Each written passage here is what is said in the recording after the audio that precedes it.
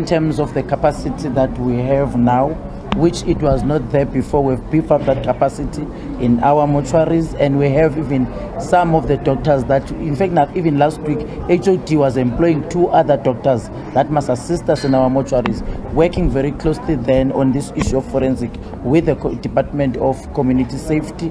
Families around the country are urged to come forward to help with DNA tests if they suspect that their loved ones may have been living in the fire-gutted building. More and more people are arriving here at Hofland Community Hall seeking refuge after a fire gutted a building they had been occupying, leaving them displaced and with nowhere to go. Others braved the cold of the night and stayed outside the building with the hope that they would be allowed back inside. When they realized that this was not possible, they started getting inside the buses that were provided to take them to the various shelters that were provided by the government as well as the local government, provincial government, local government, as well as the national government. We understand that this incident, or rather this tragedy, has sparked the interest of many in the country, including those from outside of the country. We understand that there is an official from the Malawian diaspora who has come to this particular shelter to see how the people from Malawi are being kept. We join him now. He joins us now, rather, and we speak to him now. Thank you so much for taking the time to speak to us. Why are you here, and why is it important for you to come and see how the living conditions of the people of Malawi? Thank you very much. My name is Aaron Chirupanda. I'm the coordinator of the Malawian in the diaspora. So we have to make sure that all our people are looked after, and we are very impressed with what the government has done.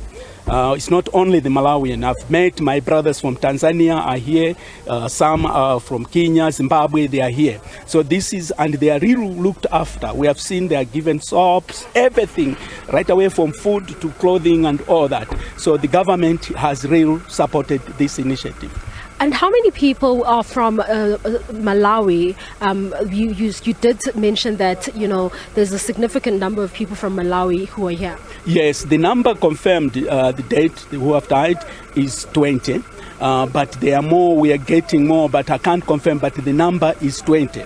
And there are also more Malawians who are in that building who have been displaced. That's why we are visiting them here. Yes.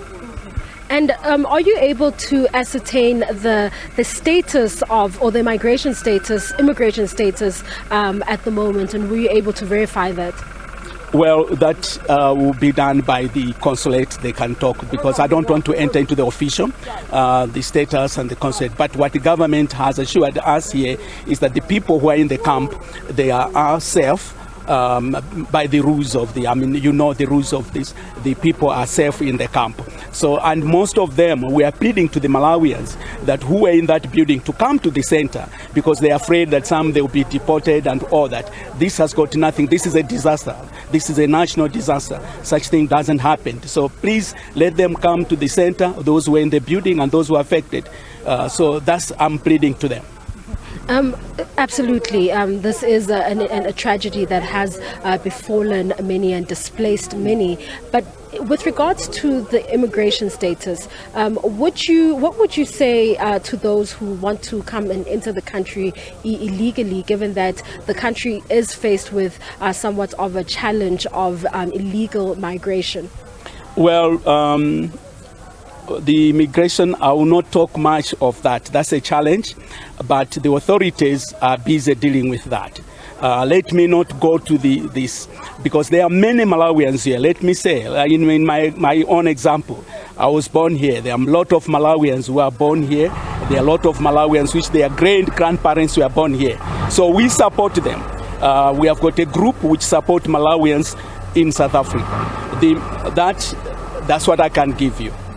Thank you so much for speaking to us. There you have it. That is someone representing the Malawian diaspora here, who was here to visit the area to see what living conditions that Malawians are staying here under, and also just talking about and confirming that 20 people who died in that fire came from Malawi.